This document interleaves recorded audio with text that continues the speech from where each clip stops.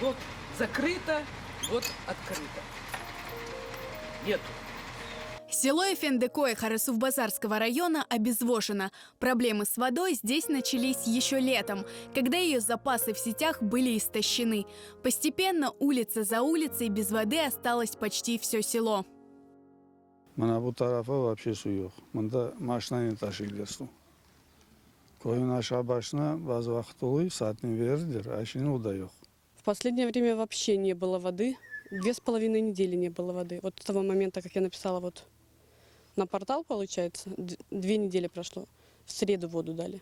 То у нас вот в бочку набралось, мы везде понабирали. Это уже недели, опять воды нету. Я вот уже живу 50 лет вот, скоро. И это.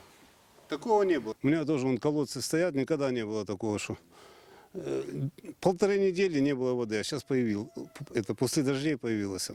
Уже где-то так по колено, а то вообще полностью пустой колодец. Эскендеру Белялову и его соседям не повезло больше других. На их улице воды нет уже несколько месяцев. Вот у нас сегодня настоящий праздник. Хоть закапало у меня это за последние 1,5-2 месяца. Сейчас минут 2-3 покапает, наверное, и все. Для кошки хватит. У нас сначала 1 декада августа, это число 8-го. И вот с тех пор раза 2-3 была вода и все. Ну, пить у дочки ездить, набираю балки. А так вот даже элементарно машинку, заливаем баклажками воды и так стираем. Это, конечно, очень удобно. В 21 веке жить так. Все уже привыкли к цивилизации, теплой воде, горячей воде. Мы пенсионеры, это очень тяжело. Узнав о приезде съемочной группы Хараденгас Продакшн, жители собрались на улице в надежде, что об их проблеме наконец услышат. Июль у нас не было воды, август у нас не было воды, ни сентябрь, октябрь, уже ноябрь. Вот на каждую улицу 2 раза в неделю привозили. То есть какой-то график был. Ну, не какой-то, а график был. Сейчас они его изменили, потому что все больше и больше улиц присоединяется от того, что и там нету воды, и там нету. А есть улицы, которые 1 раз привозят. И есть, которые, да, не возят. Бабушкам привозят, тут пытаемся помочь. Заносим. Ну, такие, как я, поедем на родник. Куда поедете? На родник. Дворы уставлены бочками, тазами, ведрами и бидонами. Каждый запасается водой как может. Люди жалуются, на некоторые улицы водовозки не приезжают совсем или останавливаются очень далеко. Ну, возят, до угла вот туда. Возят, а я оттуда привезти не могу. Если сын дома, он принесет. Вот баня, в бане, тоже в баню таскаем, хоть раз-два, 2 раза в неделю, раз в неделю помоемся. А больше нету. Вот там вот на повороте. Но с поворота много воды унесешь. Ведро, также это бочка. Я знаю, что вот по другим улицам в Зеленогорске ходит под каждый двор машина. Я думаю, если бы она подошла сюда, мы бы ее точно увидели. Поначалу мы покупали в магазине.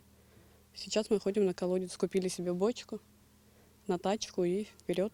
На стройку мы используем воду, которая вот после дождя идет, стекает по водостекам. Вода приезжает понедельник, среда, пятница. То есть на меня на одну 40 литров. Вот если приезжают в пятницу, значит, я эти 40 литров должна распределить на 3 дня. То есть ведро в день. Что я могу с этой водой? Я могу или посуду помыть, или кушать приготовить. Воды практически не хватает. Ну вот нас спасает, что на Зеленогорске есть родники. Берем ведерки, баклажки и набираем воду. Местный родник, который, в отличие от многих других в Крыму, еще не пересох, стал настоящим спасением для жителей Эфендикое.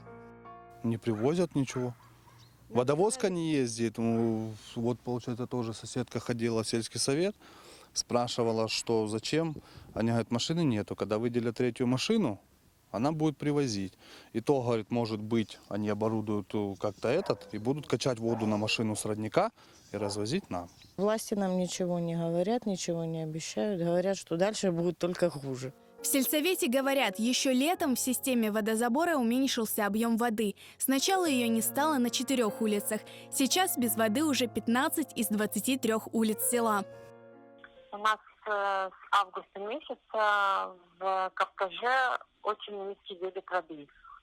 И с августа месяца, смотря зависимо от какой улицы, у некоторых в августе уже перестала вода в кране быть. Мы возим каждый день, но за счет того, что 15 улиц, в день мы успеваем раздать где-то 6-7 улиц.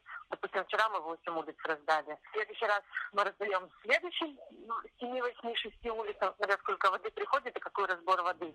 Когда в краны сельчан придет вода, в сельсовете сказать не могут. На сегодня только подвоз. То есть мы просим, чтобы нас включили в план мероприятий по дополнительному источнику водоснабжения.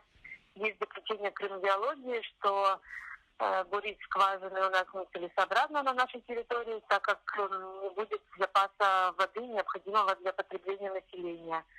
И поэтому целесообразно запитать наш населенный пункт от истока, который находится в селе Карасевка и который запитывает город Белогорск. Но на сегодня эта дорожная карта еще не работает. Без воды в Крыму остались еще несколько сел. Во многих городах полуострова вода подается по графику.